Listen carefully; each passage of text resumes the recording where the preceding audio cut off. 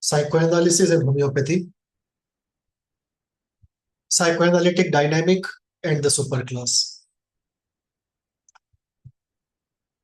We'll discuss this subject today, trying to explore linkages between psychoanalysis and homeopathy, especially the concept of superclass.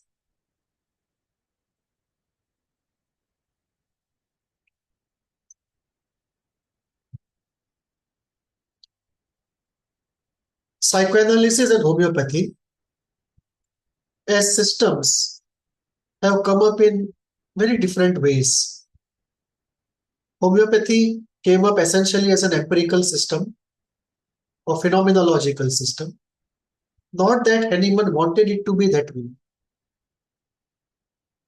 It turned out to be that way because of the very nature of the discovery. Similarly, Freud did not want psychoanalysis to be causal. It turned out that way because of the very nature of the discovery. Obviously, nobody can have an empirical phenomenological system as its goal. Or I should take the word empirical out and say, nobody should have a phenomenological system as its goal. It's always a transitional entity, a work in progress. The ideal always is to move towards a causal system from a phenomenological system. Psychoanalysis, ironically, started off being a causal system, a clinically driven system, and most importantly for today's discussion, a system driven by an unconscious causal dynamic as the root of psychological problems. This concept of a central causal dynamic is what creates the strongest connect between psychoanalysis and the concept of superclass. Psychoanalysis and the concept of superclass both are based upon the same conceptual orientation of having a central causal dynamic responsible or as a thematic center of a psychological or a somatic disorder.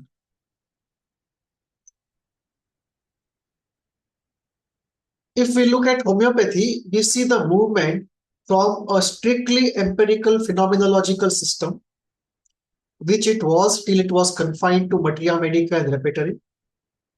And then we see the emergence of a conceptual movement in homeopathy, slowly moving from a phenomenological system towards a causality-based system in very small homeopathic doses. It is still not a causal system. It is far away from being a causal system, but it is the movement has started from the phenomenological status towards the causal status in very small incremental doses. In this journey, concepts of miasm, kingdom, sensation, class, and superclass have all come in.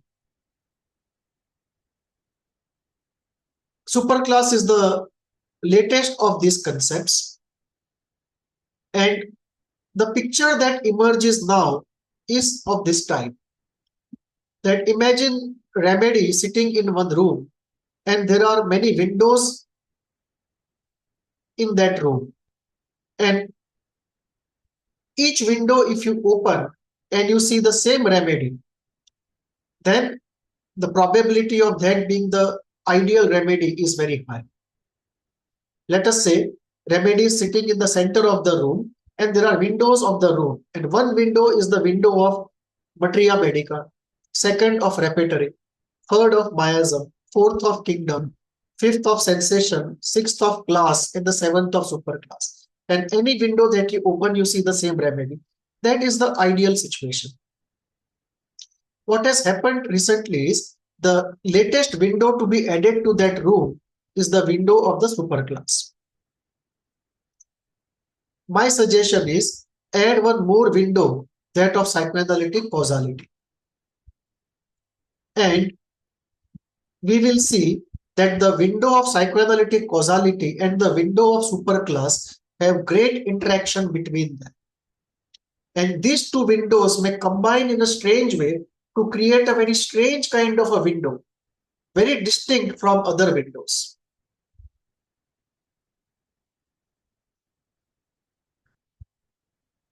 With that introductory background, let us move to the idea of the sickness and the dynamic. We can divide all sicknesses into two categories: sicknesses which have psychological roots and sicknesses which don't have psychological roots. We will not discuss today sicknesses which don't have psychological roots. We'll confine our discussion to sicknesses which have psychological roots. And this category again can be divided into two subcategories.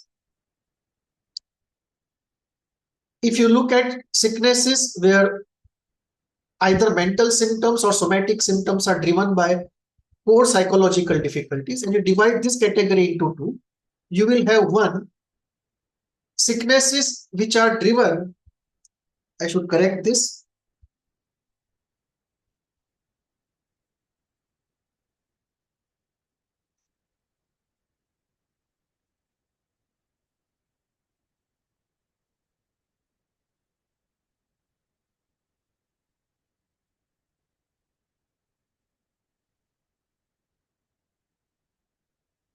so I said sicknesses can be divided into categories: those with psychological roots, those without psychological roots. We will not discuss those without psychological roots. We'll confine ourselves today to sicknesses with psychological roots. And this category again can be subdivided into two subcategories. One, sicknesses which are driven primarily because of bottling up of affect, meaning either anger, fear, guilt, shame, envy, pain, something has got bottled up and it is so much inside that it is oozing out in the form of symptoms, either of purely mental nature or purely somatic nature or a mixture of both. And the way out will be to release this bottled up affect, which is the root of the sickness. Now, this whole model that an event happens in life X, in response to that event, Y amount of affect is generated, affect meaning emotion is generated, and because this cannot be handled in a healthy way, it starts somatizing in some symptom, either purely mental, purely somatic, or a mixture of the two. And the healing therefore has to be that this bottled up feeling or affect has to be released by whatever means. It can be done by psychotherapy, it may be done by homeopathy, it may be done by any other method. But that is the basic idea, that a traumatic event leads up to huge amount of affect, cannot be handled healthily, so it's bottled up, and the bottled up feelings, affects, they lead to symptoms. And if by any means the bottled up affect is released, the symptom goes. This model in psychoanalysis is called the hydraulic model, because this is essentially based upon a hydraulic model, like you have water coming into the dam and it overflows out of the dam in the form of symptoms. But if you can open the doors in a healthy way, you can have the inflowing water going out without any damage to anybody. So this is essentially looking at the emotional system inside as a hydraulic system. So the sequence of events will be, there is traumatic effect leading to affect generation, very high affect generation, and we are referring to negative effects. We are not referring to positive effects. So a traumatic event leads to very high affective affect generation. Part of this affect can be expressed. Part of this affect can be regulated by defenses. the remaining excess pathological affect, which can neither be expressed nor regulated by defenses, that starts producing symptoms in the mind, in the body, or both. So this essentially is the hydraulic model, and the healing, as I said, is release this excess pathological effect. The second category of sicknesses which are rooted in the psyche are those where the sickness is rooted in non-hydraulic difficulties. This is something very few people actually understand. Most people believe that all psychological sicknesses are strictly hydraulic, and you cannot have a non-hydraulic root of any psychological sickness. Some of the non-hydraulic difficulties can be difficulties of safety, of envy, of internalization, of finding the container, of looking, how do you look at the other, the superego pathology, and the cognitive distortions. Now, if you look at many of them, they will have some affect component there in many of them, but they are not strictly hydraulic in the sense that we look at the hydraulic part. They may call upon a force and effect for their purpose, but into themselves, they are not strictly hydraulic. Their antecedents may be hydraulic, their consequences may be hydraulic, but into themselves, they are not strictly hydraulic. So these are the broad two ranges of causes for psychological difficulties. Now let us come to DSM and take our discussion forward. If we look at DSM-5, the Diagnostic and Statistical Manual 5, which has a list of all the psychological sicknesses in psychiatry, the exact number I have not counted, but as a rule of thumb, I'm taking, let us say, it is 175. Add or subtract a few. Just as an example, I'm taking it, that let us say it is 175 sicknesses are listed, 175 psychological sicknesses are, mental health sicknesses are listed in DSM-5. Out of this, almost 25 will be such which are biological heavy. Biology heavy, say for example, mental retardation, certain forms of autism, certain forms of learning disability, certain forms of drug-induced problems, certain forms of secondary effects of a going on sickness. So these are biology heavy sicknesses. In this area, there is not much psychoanalysis can do. Of course, homeopathy can do or may do. I am not an homeopath. Somebody from that area can answer. But psychoanalytically, not much can be done. But out of 175, 150 will be such, and I'm speaking indicatively, which are psychology heavy, and substantial work can be done by psychoanalysis. Now, when we look at psychoanalysis, it's a causal system. And as we said, it always explains the causation of any sickness by referring to some central dynamic.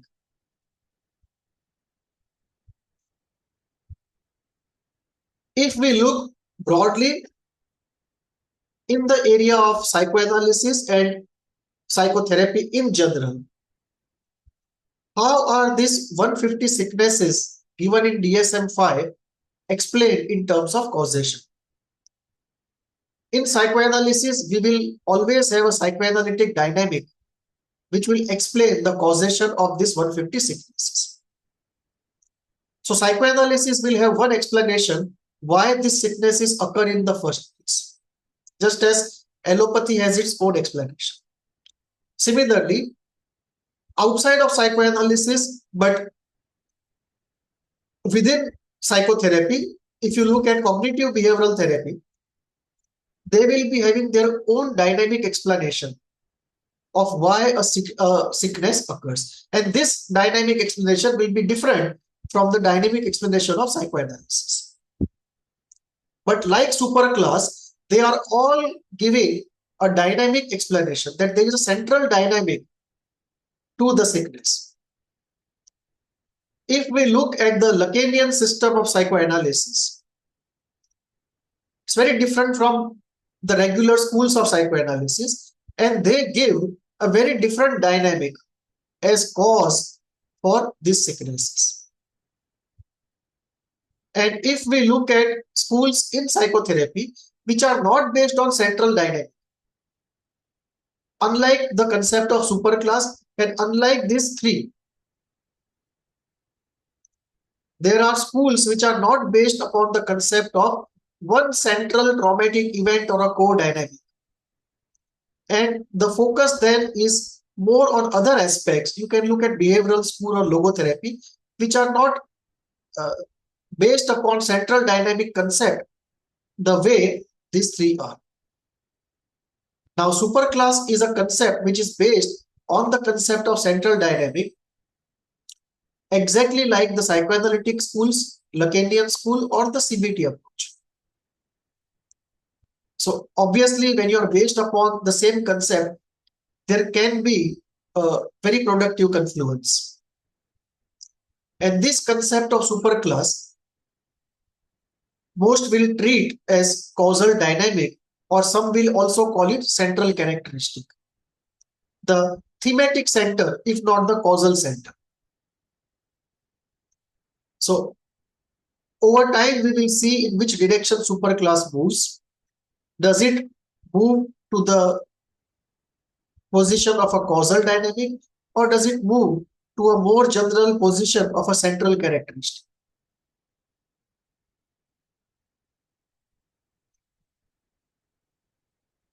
Now, if we want to schematically understand in an easy way, what do we mean by the central cognitive dynamics of different schools and different approaches in psychotherapy?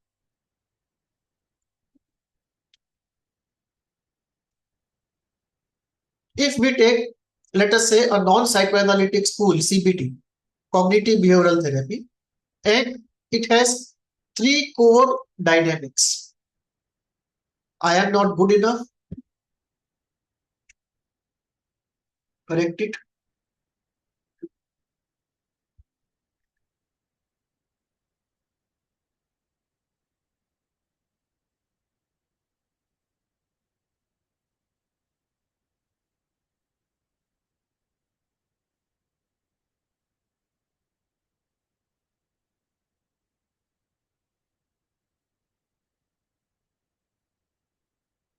So now, if we look at 150 sicknesses given, 150 mental health sicknesses given in DSM-5, and if we try to find out how they are caused, what is the causation of these psychological sicknesses? If we take the CBT framework, CBT will say that all of them are essentially caused because of three central dynamics. I am not good enough, I am not lovable, the world is not a safe place. At the root are these three, which means all the 150 sicknesses given in DSM-5 have to collapse into these three categories in terms of causation. There is nowhere else to go within the system of CBT. So these three are central dynamics of CBT. Just as in superclass concept, you have 6 superclasses, and all the sicknesses have to collapse into either of these 6 superclasses. The collapse happens in 6 categories. Here, the collapse happens in 3 categories. And here we are talking only of psychological sicknesses, mental health sicknesses. In superclass, we are talking of all the sicknesses. But the core model is on similar lines, that all the sicknesses collapse into a finite number of categories. And these categories are the causal centers of those sicknesses. So in CBT, we have 3 central dynamics, or if you want to use the word superclass in CBT, we have 3 superclasses, so to say, in CBT. 3 central dynamics. I am not good enough, I am not lovable, the world is not a safe place.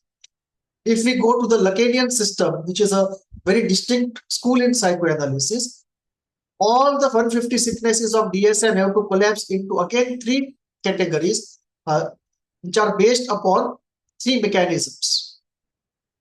So for Lacan, these three mechanisms are at the core of causing any sickness. So essentially, the mechanism in one group of psychological sicknesses is repression. So he classifies all the sicknesses based upon the mechanism which is at the center.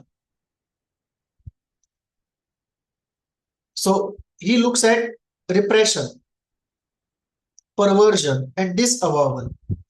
If you look at depression, it will go here. It's a repression-based difficulty. If we look at sociopathy or psychopathy, it will go here. It's essentially a perversion mechanism related difficulty.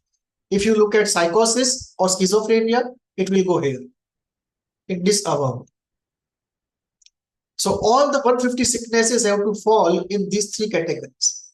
They are mechanisms which are at work, not causal in the strict sense of the term, but at the center of causality. Now you come to psychoanalysis.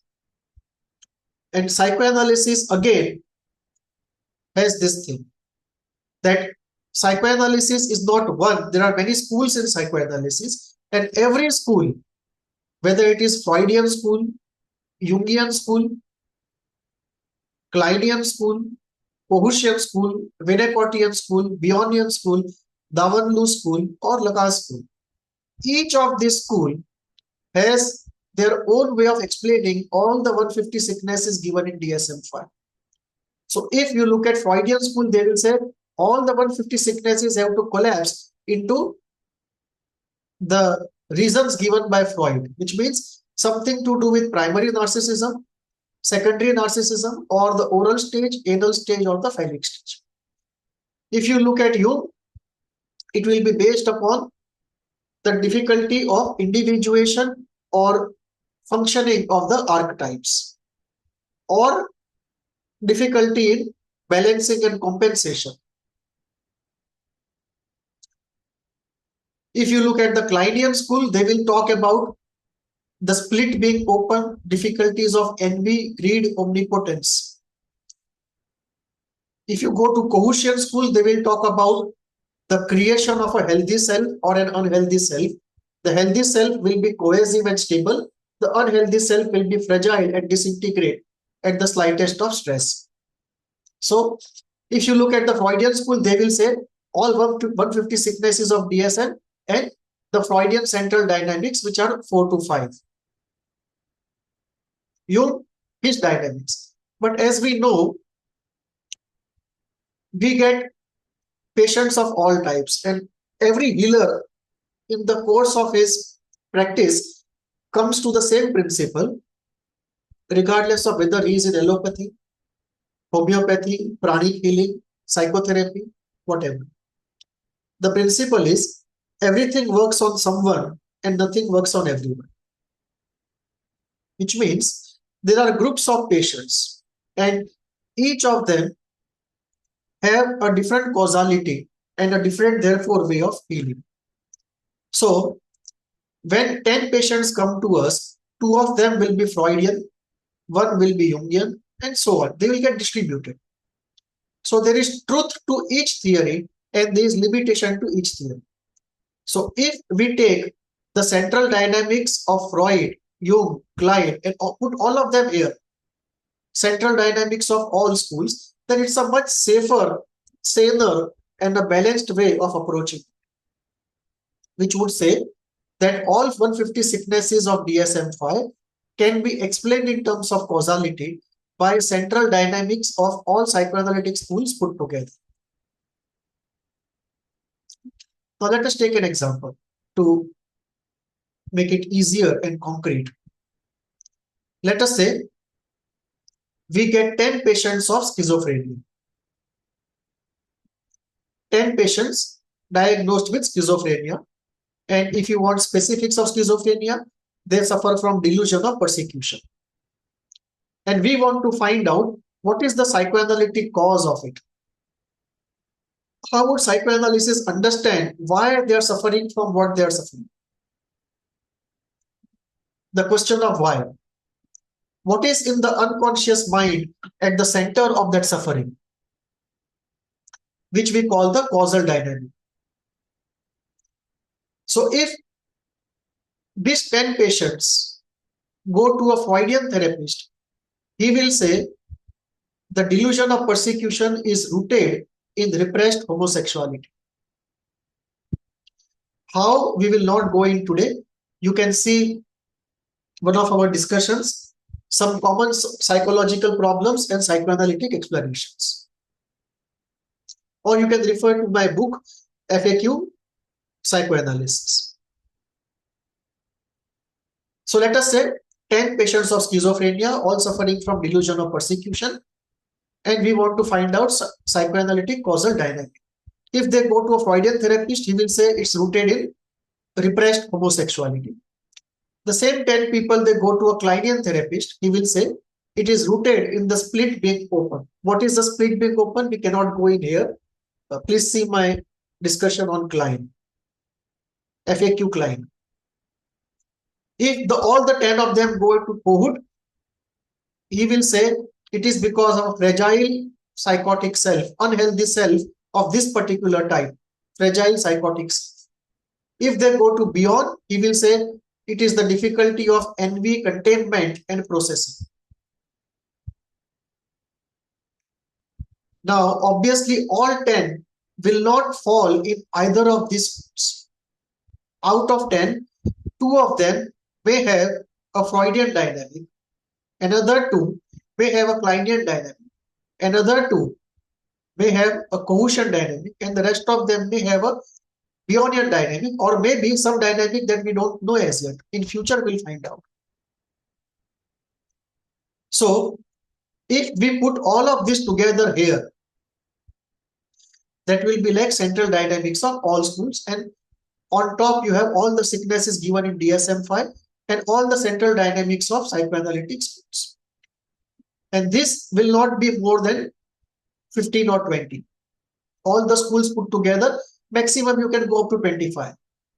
And then of course you can fine tune them to a smaller number if you see an overlap or one explaining the other.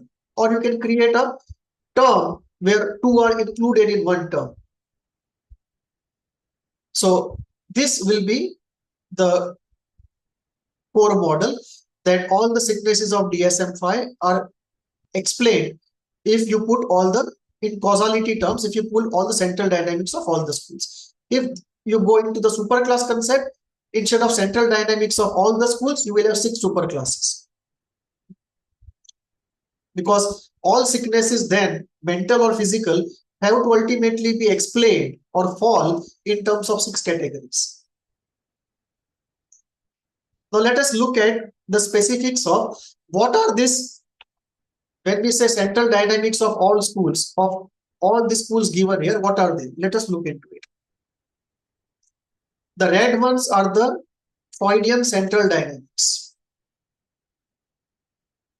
The concept of primary narcissism, secondary narcissism, anal fixation, Oedipus, death instinct, masochism, self-destruction, these are all Freudian concepts.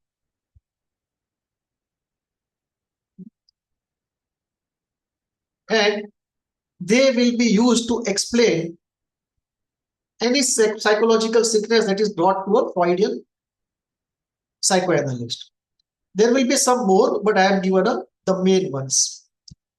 The green ones, second ones, they are the Jungian central dynamics. At the end, you have the Kleinian central dynamics. The split, envy, greed, omnipotence, loss, attack. These are Kleinian concepts, Kleinian central dynamics. So if you go to a Kleinian therapist, he will say, these are the roots of many problems. So split, open itself will lead to 10-15 different difficulties in DSM, which will be put in different chapters. So in DSM, they will be put in different chapters with a different title, But if you look at the core psychoanalytic mechanism, it will be one. So when we say the split open, it gives rise to range of difficulties. Similarly, the whole idea of loss will give rise to a range of difficulties. Attack, a range of difficulties. Now, if you look at cohesion school, this will be the central dynamics. If you look at the Bionian school, this will be the central dynamics. If you look at Margaret Mahler, this will be the central dynamic. If you look at some general points which don't particularly belong to one school, but most schools use them, it will be this. They are more general dynamics used by most of the schools.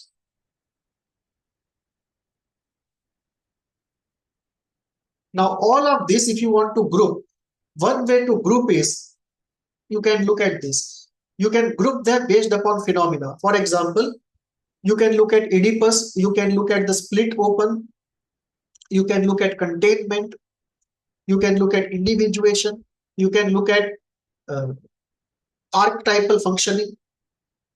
So you can look at phenomena, and based upon phenomena, you can group this entire list that we have put. Or the second way is, look at the effect which is involved in that phenomenon. Instead of just looking at the phenomena, look at the effects involved in the phenomenon. Or you can look at non-hydraulic variables involved in that phenomenon. That instead of looking at the phenomena as a complete phenomena, just look at the effects or non-hydraulic effects, or combine 2 and 3. Look at effect-based variables and non-hydraulic variables involved in the phenomenon.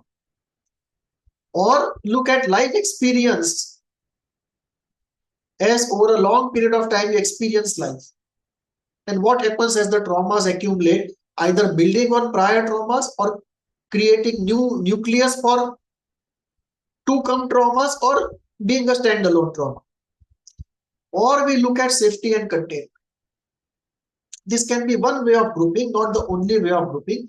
You can regroup them based upon your conceptual considerations. Essentially, typology is always a blank canvas waiting for your intention and purpose. So we can have a different grouping, but this can be one group to start off the discussion, that you can group into these categories. Now, when we look at the concept of superclass, the superclasses as described by Dr. Shankaran are this: that the theme of the first superclass is withdrawal and clinging, open and shut, limit and expansion, stability and security.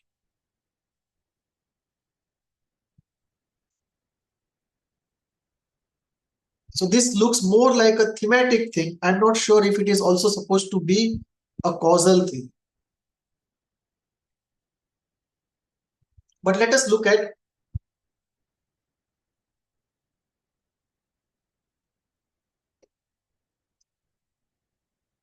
how we can put psychoanalytic phenomena related to each superclass. So if you look at withdrawal and clinging, why would it happen? These are some of the psychoanalytic phenomena because of which this will happen. So if you put a why to the superclass, that why this has happened, we are going to have a discussion on this topic. Why is net mu net mu? Usually the discussion is, how is net mu different from ignition? But if you put the question, why is net mu and why is ignition ignition? And if you try to answer that why, then why can be answered in many ways. But if you try to answer that why in psychoanalytic terms, then we will have a psychoanalytic causality of net mu, psychoanalytic causality of ignition. And that gives a very different type of clarity and understanding. So if you look at withdrawal and clinging, This psychoanalytic phenomena can lead to withdrawal and clinging. And the most important is object loss of a particular type, which gives rise to what I call the valley junction phenomena, which is at the root of all personality disorders, in my opinion.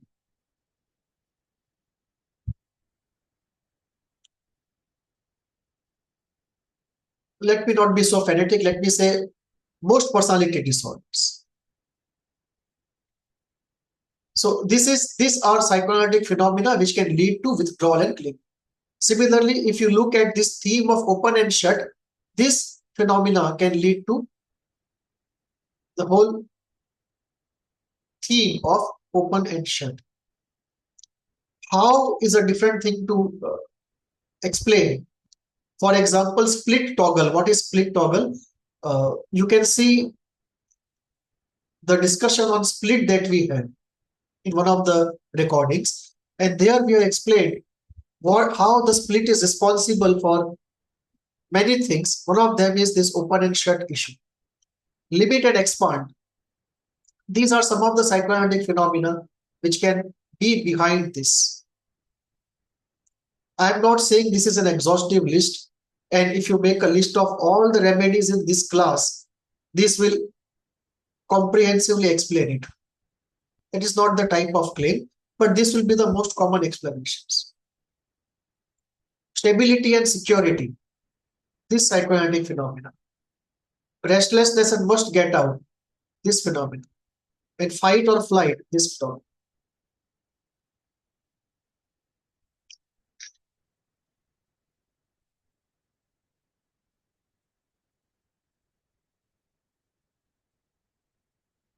Another way of engaging with the concept of superclass can be you put affects here.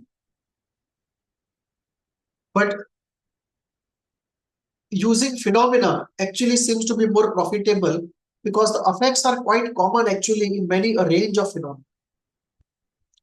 For example, if you look at split or Oedipus, anxiety is common to both. If you look at both of them, the phenomena of omnipotence is often common to both. If you look at both of them, pain is common to both, sadness is common to both. In resolution.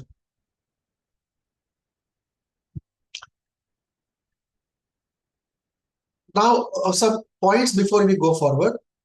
These psychoanalytic phenomena, some of them can lead to templates which then cover our thoughts, feelings, and behavior later on.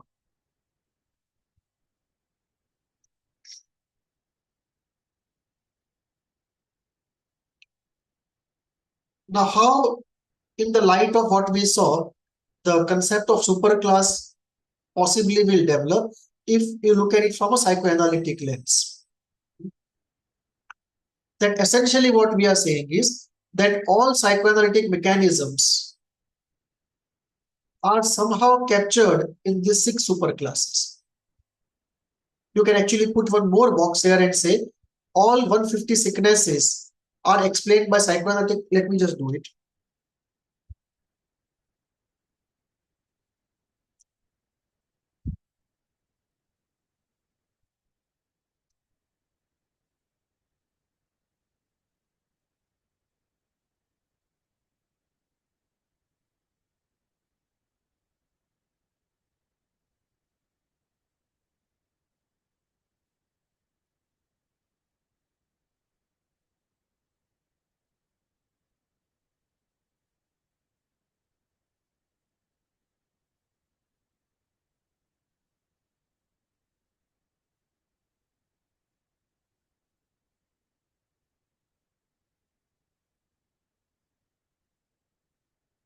So let's say if we just limit ourselves to the mental health issues, 150 sicknesses of DSM-5 can all be explained by all the psychoanalytic mechanisms of various schools, and all of them will ultimately be explaining things which fall in the 6 superclasses. That will be the kind of model we will be into. Now, how do we see the development of the concept of superclass from a psychoanalytic point of view? Let us say the possibilities. One, the concept remains as it is. the names remain as they are, and the number of classes also remain as they are. That is one possibility.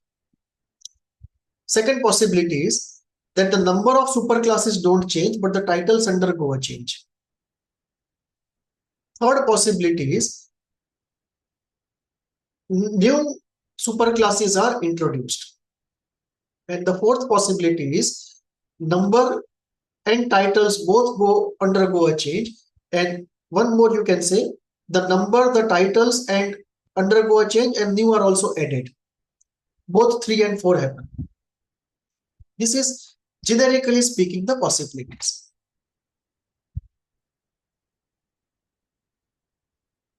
How do we go about them? One way to look at it is to put remedies here of a superclass, or in general, let us say any remedy. Look at the psychoanalytic mechanism which is there, and what is the central dynamic coming out, and what is the theme coming out. And that will sort of provide us with a psychoanalytic filter or a psychoanalytic contributor in a way to the idea of the superclass.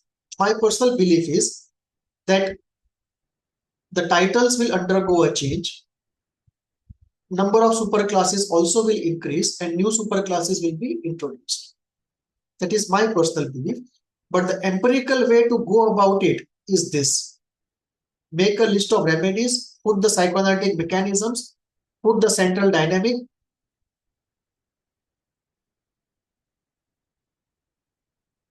or the theme as you want to put it.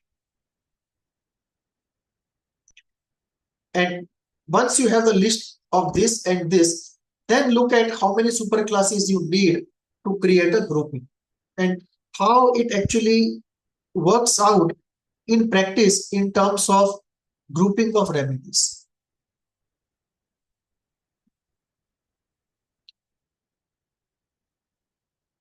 This will almost lead to a kind of a psychoanalytic repertory kind of thing. And this actually gives rise to some important questions, 2 important questions which I have been asked many times over. So let me just try to answer them. Okay, what happens when you bring psychoanalysis into homeopathy? There are 2 important questions which always come up. Let me answer them. The first question is, how do we explain a long list of observations that we find improving based upon the limited number of psychoanalytic phenomena? Now, this we have to answer in 2 ways. One is observations which are related to purely somatic reasons, they can't be explained by psychoanalysis.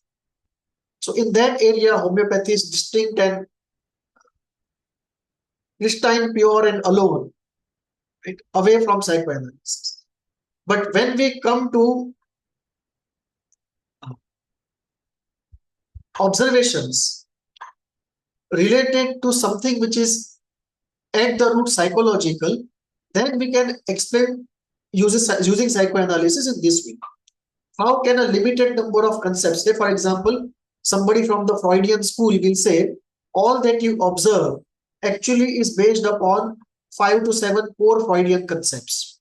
But in Materia Medica, you have a long list of observations.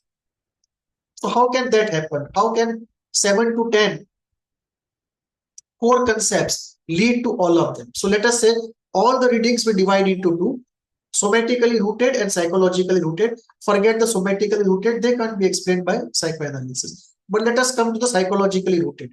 How can a long list still be explained in terms of core psychoanalytic phenomena? The answer is this. Number 1, the same psychoanalytic phenomena can work in different contexts. Say for example, somebody has an unresolved Oedipus.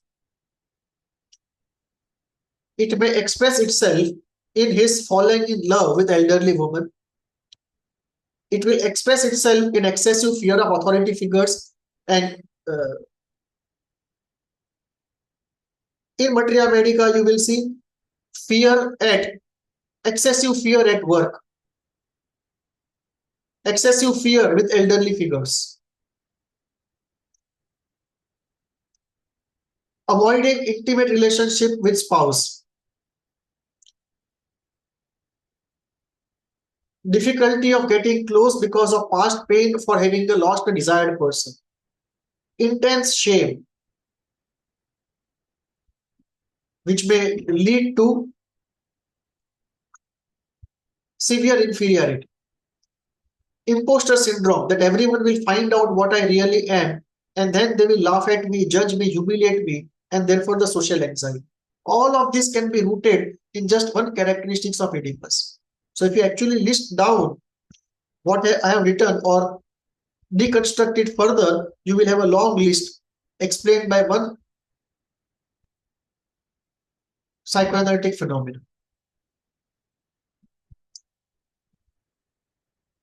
So one phenomena can express itself in many different situations, leading to a list of observations. Second, this phenomena can also create templates which work in a variety of situations. For example, if the split is open and a loss is felt, or let me say, loss is felt and the split remains open, one concludes a list of templates. The world is not a safe place. Attack is going to come. Happiness is an exception, sadness the rule. Whatever I have is going to be lost very soon. Whatever I have will be broken or attacked. No one can save me. Extreme thinking, not balanced thinking. Each of these templates in turn can lead to a variety of phenomena, consequences in real life, thoughts, actions, feelings, and a list of observations. So here we have a situation, one psychoanalytic phenomena giving rise to 2 or 3 templates, which in turn, each of them gives rise to 5 to 7 observations. Third situation, the psychoanalytic core phenomena gets involved in a process which involves displacement of affect or displacement of idea. Say, take the example of phobia.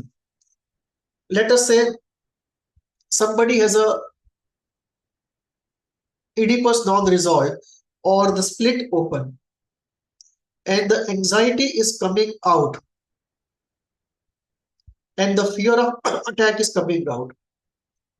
And what happens is the fear of attack, let us say the Oedipus is unresolved, the fear of attack from the parent of the same gender is displaced onto an innocent object, and therefore an innocent object suddenly becomes a phobic object.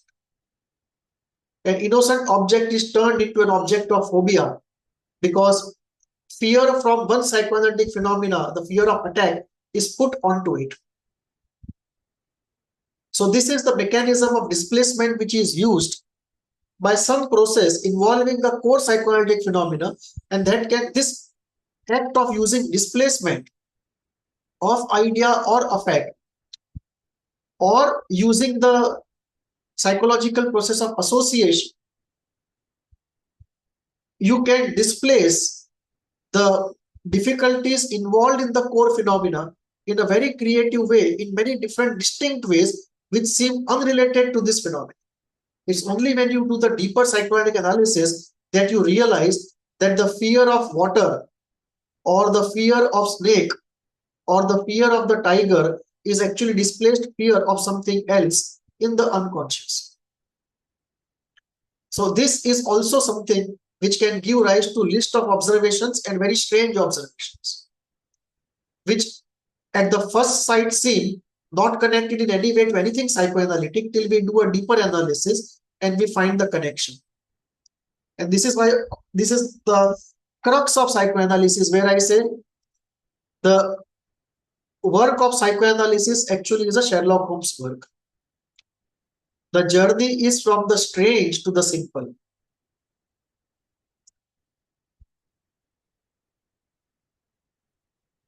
The fourth is the energy dynamic.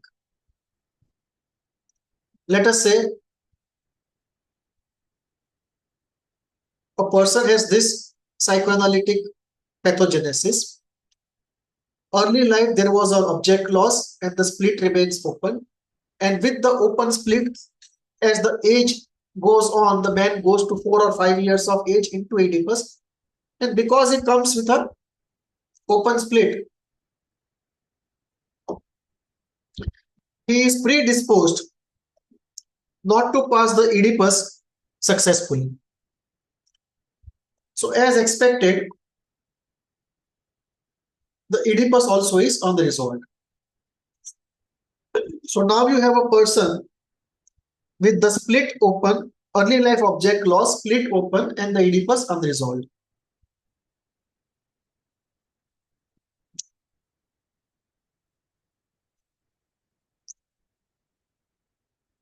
And then for a long period of time, new traumas build up. Some standalone, some nuclei of new trauma, some related to the early childhood. And you have this whole tree of trauma developing. Now, let me take the example of the split, the Oedipus, and the repressed affect, which has developed over a long period of time. Three distinct entities in the unconscious mind. And let us take the energy dynamic. That the energy levels vary across the day. And as in spirituality and mysticism we say, there are three junctions across the day where the energy levels rise. Usually early morning, evening, and there is one more, I forget. But people have, in spirituality, have put out three junction points. In Sanskrit, they call it Trikal Sandhya. Three junction points where across the 24-hour cycle, the energy levels naturally go up.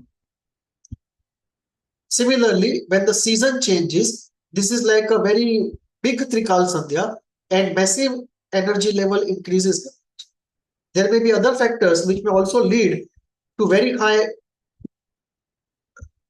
generation of energy. What would then happen is this excess energy will get divided into so many different processes, and one of the recipients of this excess energy will be the unresolved complexes.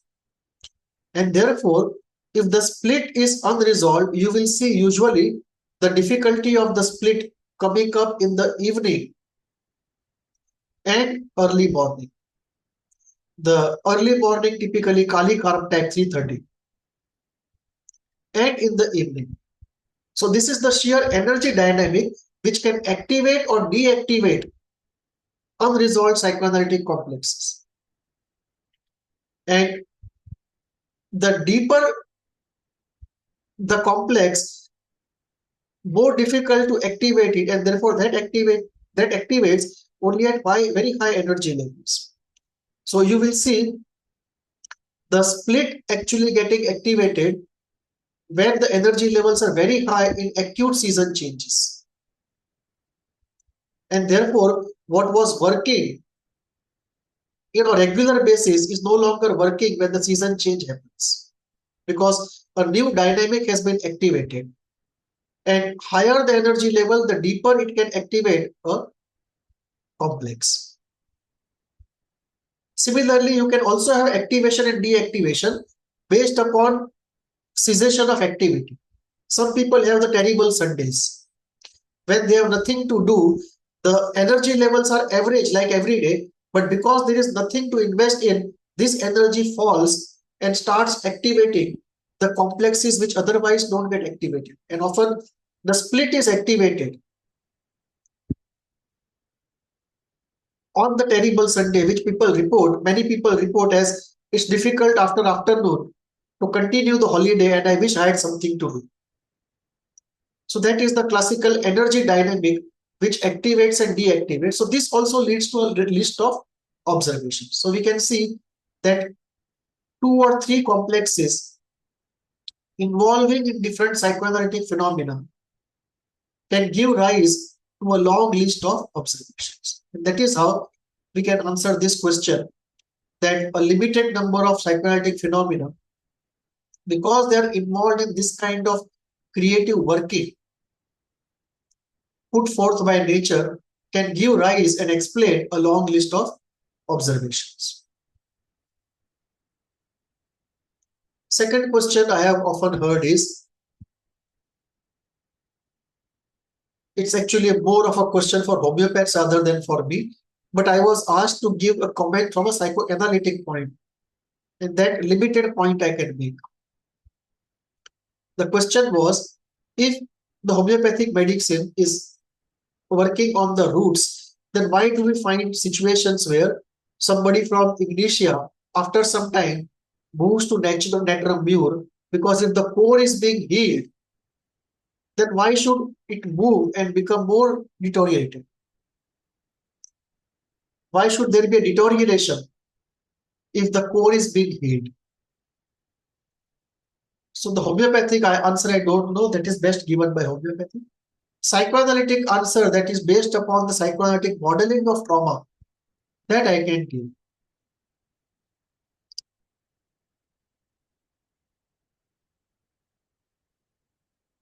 So, as we said, there is a core psychoanalytic phenomena. It will give rise to templates, and they in turn will lead to impairment in various areas of life, and there will be effects repressed along the way.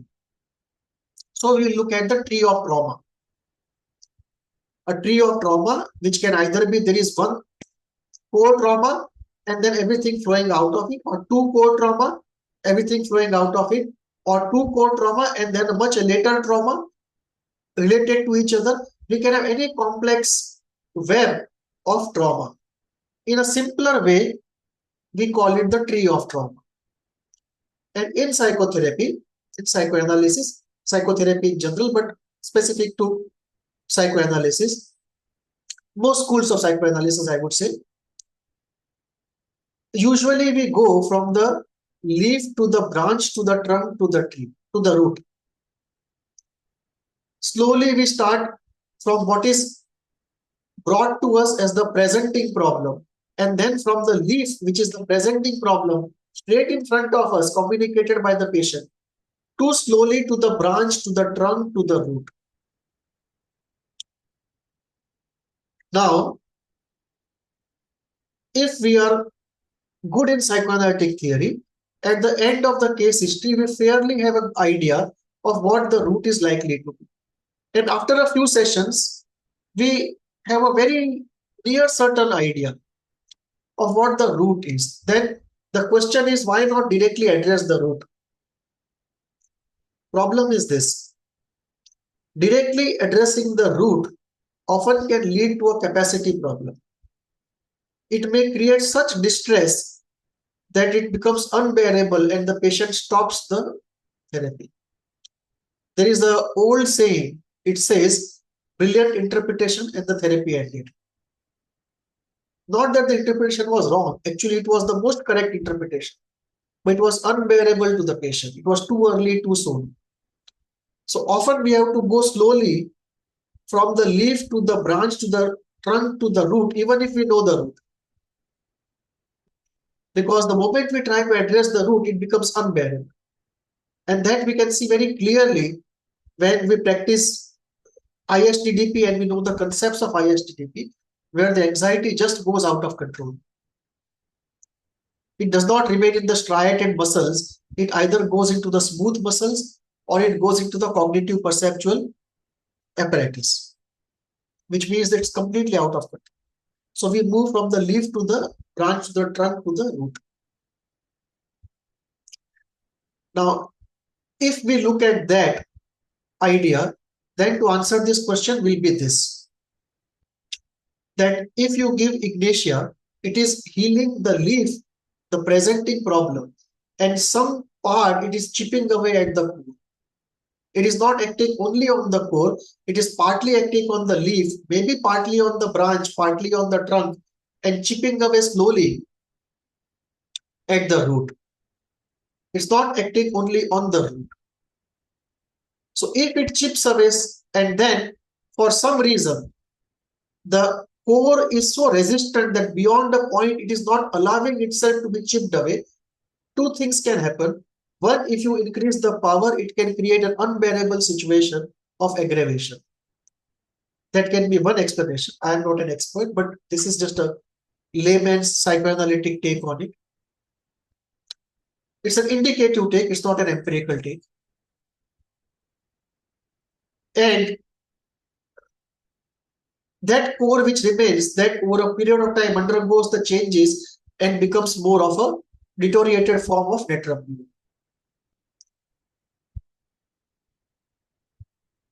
In psychotherapy also we see this kind of work, that when we work on the leaf is of course addressed, but some parts slowly also get addressed in the branch, slowly something in the trunk, something in the root. And through some measure, if the core is not very refractory, and there are some soft spots in the core from which we can enter, then when the core becomes of a critical size, reduces into a critical size, then the remedy of the core can straight work on the core. And often we see one single dose and it goes away. Obviously, it is a harvesting situation. That many other things have brought the situation to a very profitable position where a single dose can harvest the accumulated work that has happened. Or maybe the core itself was mild to begin with. So in terms of intensity, if we look at mild, moderate, severe, maybe either we are dealing with a mild core or the core has been brought from severe or moderate to the mild state, and then a direct remedy or a single dose of high caliber or something can work. So this is how, if you put in the psychoanalytic concept of the trauma, the tree of the trauma and the way the healing works, chipping away slowly from the leaf to the root. And when we come to the root, the capacity question becomes central. Does the person have capacity, and is the core refractory or open to healing? And if it is refractory, then we have to look at reasons why the core would be so refractory. Is it just the capacity question, or are some psychoanalytic phenomena at play? Those who believe in spirituality will also bring the element of karmic load into the discussion.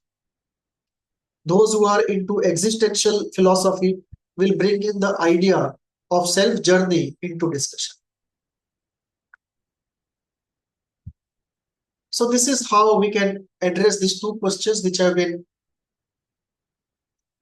put to me for a very long time. I think this can be a very good opening up of a discussion on the compare, contrast, confluence, contribute, engagement, discourse across psychoanalysis and the concept of superclass. Thank you.